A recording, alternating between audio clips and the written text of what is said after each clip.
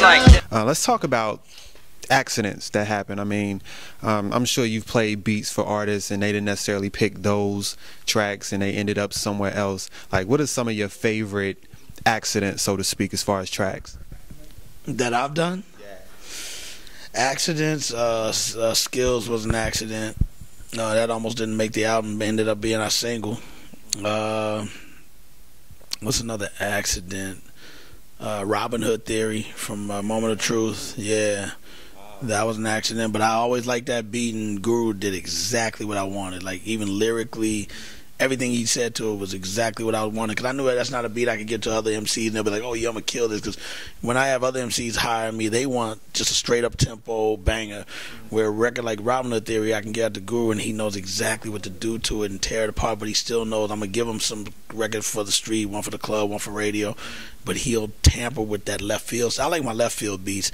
Another one that we did with MOP, Salute Part 2, that was an accident. The bass sample just, it was just a little off the boom, boom, boom, and I was like, yo, I kind of like the way it's off, and then the beat, boom, boom. I was like, yo, and if it starts making you go, wait a minute.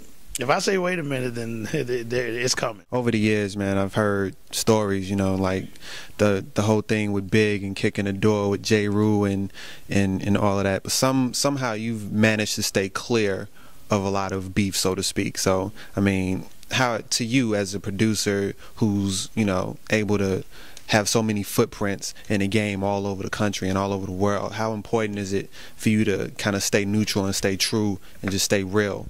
I mean, it's dope. I mean, we've been in brawls too. I've been in several MOP brawls, and and I came out looking decent, and I've been in brawls in college, and I've been in a few even in the hip hop world, but not where anybody ever wanted to test me to see if I'm tough or if I'm real or if I'm hard or whatever.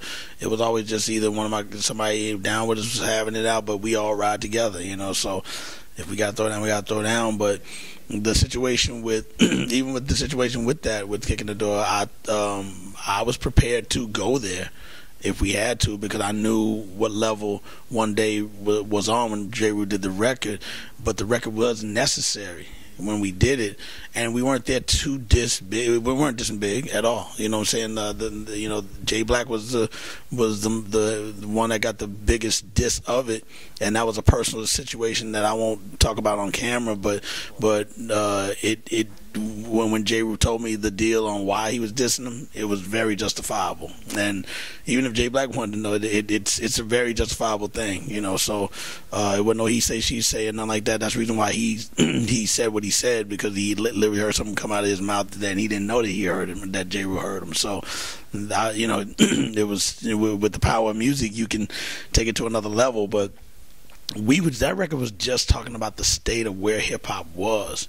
So even when Big thought that we were talking about him, it's like, dude, why would I come work with you in the studio and dish you at the same time? I don't do that. We don't play like that. And J. Rue wasn't doing that either. J. Rue loved Big. So, and we used to see each other every day. So we're not going to do that behind your back and be funny style. So it was a misunderstanding. But he looked at it like, well, you said hip hop had a Versace suit on, but it's like, okay, you're not the only one wearing Versace at that time.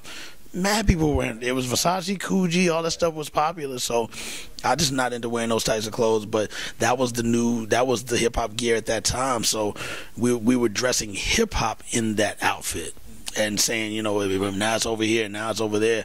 Well, that ain't how it's supposed to be. So again, he felt like the shoe fit him, totally had nothing to do with Big. And then the Playing Yourself came right after that, and we used the same exact sample that they used for Players Anthem.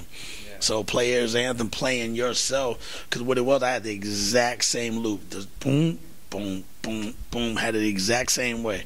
Almost my drum pattern was the same. And Clark is a producer, and I don't want to bite Clark style, and they beat me to it. So I said, well, I'm going to do mine backwards. Boom, boom, boom, boom. I just took the front and put it in the back, and put the back and put it in the front. That's all I did.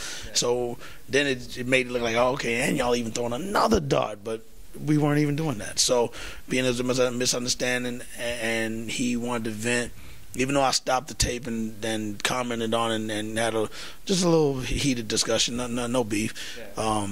Still, It's power of words. Say what you gotta say. He's not dissing me. He just said, he's just saying, I can't believe you running with these dudes that's doing me like this, because I wouldn't do y'all like that, and I'm not running with them like that because we weren't dissing. But get it off your chest. A lot of people didn't even know that's what it was. I mean, the people in that room knew, but a lot of people didn't know.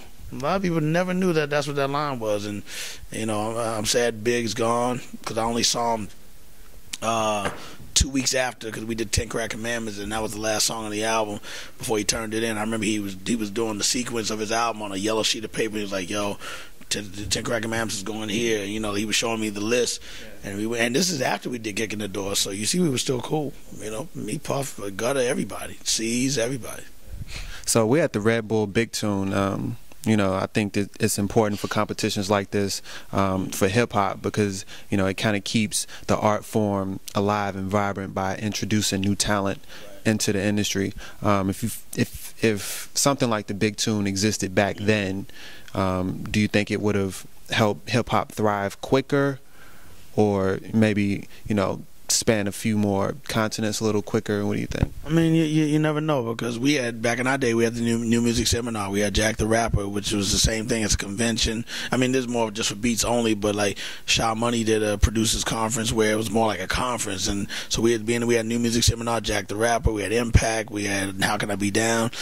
It was the same thing, showcases, battles, everything, DJ battles. So this is just a newer version of that, and a continuation of how we did it back in the day, because all those conventions stopped happening. The Mix Your Power Summit, we used to go to Puerto Rico every year. And I remember we were with Jam Master Jay, and 50 Cent was just signing his deal with Aftermath, and he's on the plane with us. We're all bugging out together and filming each other with our cameras. He's over in that aisle, I'm in that aisle. We're acting silly and stuff. So that, good memories, man, good memories. And this is just an extension of this. This is an extension of what Sha Money's doing. You know what I'm saying? Because he was the first one I've seen do just a producer-only conference, and mad people came out and registered to get their dreams to come true and be another part of the puzzle that we're already a part of. You know what I'm saying? They want to be another piece, so we welcome them as long as they funky with it.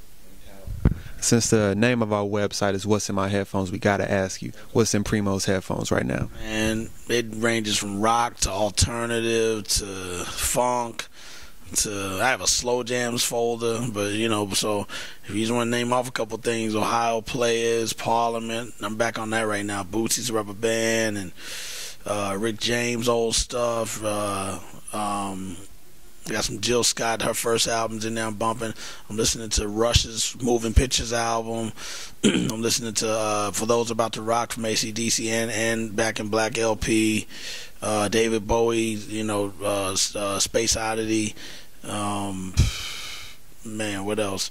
The Smiths, Genesis, the B-52s, Devo.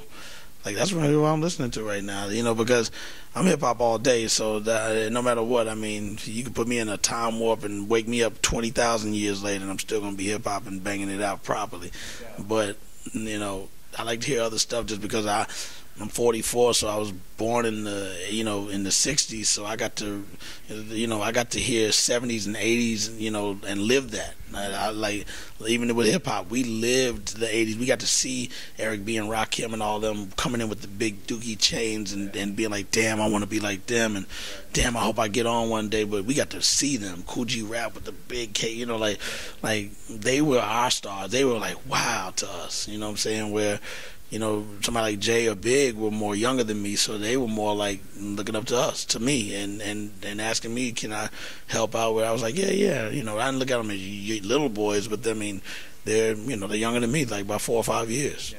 So, so yeah, that's what's in my headphones and my iPod. No doubt, man. Well, you know what I'm saying? We know you got to get going, so we're going to let you go. But definitely want to thank you for, chopping it up with us. You know what I mean? DJ Premier, what'sinmyheadphones.com. Peace.